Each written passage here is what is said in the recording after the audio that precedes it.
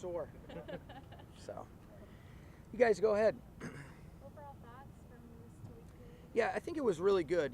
I do believe that it's beneficial to be able to get away, Jordan. I think, you got to let your team organically come together and really become that family and create, those connections where I don't think it can be forced. But I do think that these settings allow for opportunities for that to naturally exist that maybe sometimes wouldn't exist if you stayed back at home. I think guys are ready to be able to get back at home, kind of get into a little bit more of a normalized rhythm and routine, even though we're still going to be in a camp mindset and mentality.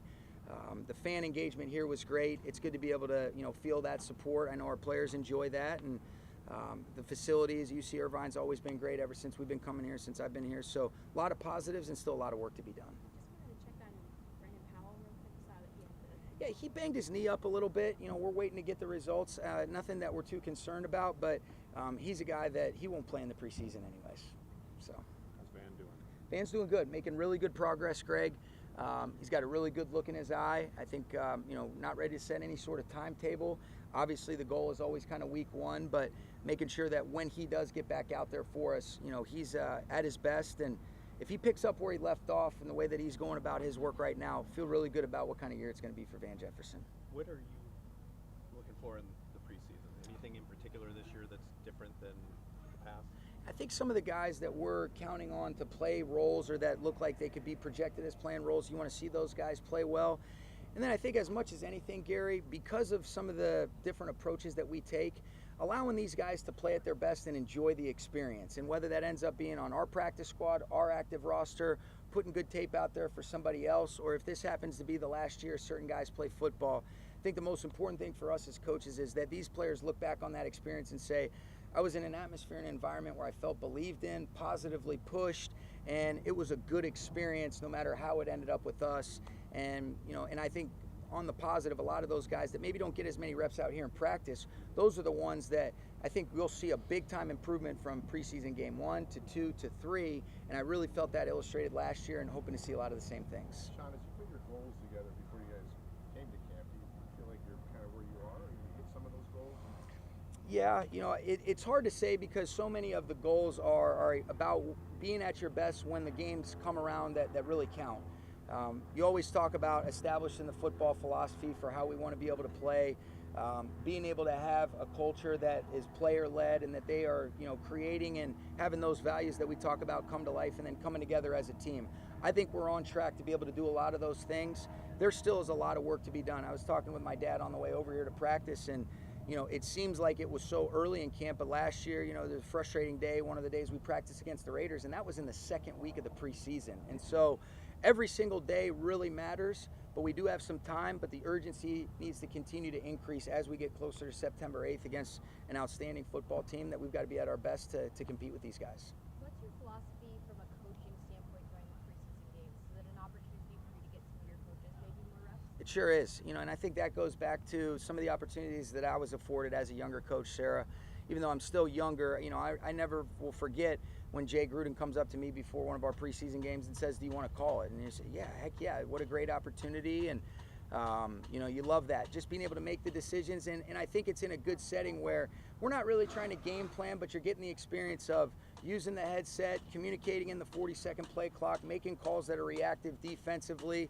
And so I do think it's a great opportunity to be able to continue to try to, we try to be a developmental staff, and the preseason offers an opportunity to see that really for our team and for our coaches. Sean, you mentioned Tutu being the guy that you wanted to see in the preseason as far as seeing things translate over from practice to a game setting. Are there any other guys that fall in that group? I think you look at, I kind of mentioned those young DBs. I'm excited to watch Logan Bruss play and AJ Akiri. A lot of these young players, but there's a handful of second-year guys. You want to see if a lot of the good stuff that Robert Rochelle has done translates into some of these real game, the game action. Want to see Daniel Hardy be able to play with that effort and intensity that he's played with. And so I could go on and on about a lot of guys, but Tutu is a guy that's done a really nice job.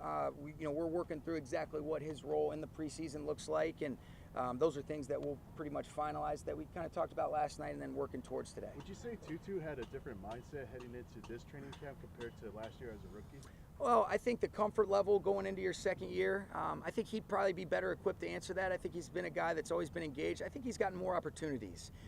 He has matured in the right way. He's definitely taken positive steps, and I think like anything else, when you're able to make plays, confidence comes with that. You know, being able to feel, all right, hey, I'm making these plays, let's build off of it, let's learn from some of the mistakes, and that's the position and the place that he's in right now. Want to keep him there and continue to grow. Sean, you mentioned Robert Rochelle, sorry. Go ahead, Robert Greg. Rochelle and the two rookies you said, is it safe to say that a lot of guys who are going to be contending for real playing time at DB on Sundays are going to be playing in the preseason this time? There are, and it's particularly those younger guys. You know, I think when you look at the David Longs, the Troy Hills, the Jalen Ramseys of the world, those three safeties, and Nick Scott and Jordan Fuller and Taylor Rapp, you know, those guys won't play, but there's been a lot of really positive things that we've seen from those guys that you had mentioned, Greg, that are younger players, whether it be first or second year guys, and a lot of those are from this rookie class, and those guys will play.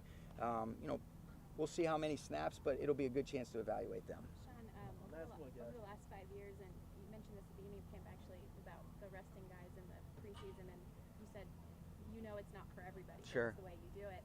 Over the last 5 years, because I know you guys have studied that data from resting and how it affects the long term, are you able to share kind of what the overall results that you guys have found and why you want to continue that type of practice? You know, I think a lot of it, as you know, Jordan, we rely heavily on the sports science approach, but mainly I think it's something that with continuity offers the ability to look at it through that lens. You know, if you really, I was talking with a couple coaches about the evolution of it. Our first year, we took a very similar approach to what most teams do, you know, where you play, you know, your starters for, you know, a quarter in that first preseason game, and then it kind of builds up a little bit to the second and to the third. I mean, we played most of our starters the whole first half against the Raiders in our first year.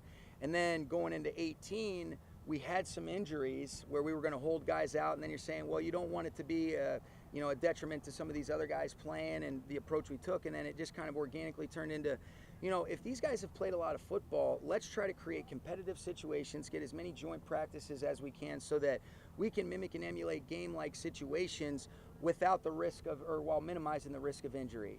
And in some settings, you know, the joint practices are even better because you're able to activate things that you maybe don't want to put on tape in the preseason. And so that's been an evolution. And then you realize that these guys that have played football, you know, if you get them hurt in the preseason, it ends up not making sense to us based on how we try to create those other scenarios in practice or against the other teams. And so that's the approach. It's never kind of a finalized thing, but I think we can afford to take that approach because now you're going into year 6, and a lot of these guys that aren't playing have played a lot of meaningful football, and you try to simulate that in practice. Okay? Thank you, guys. Appreciate it. Appreciate it.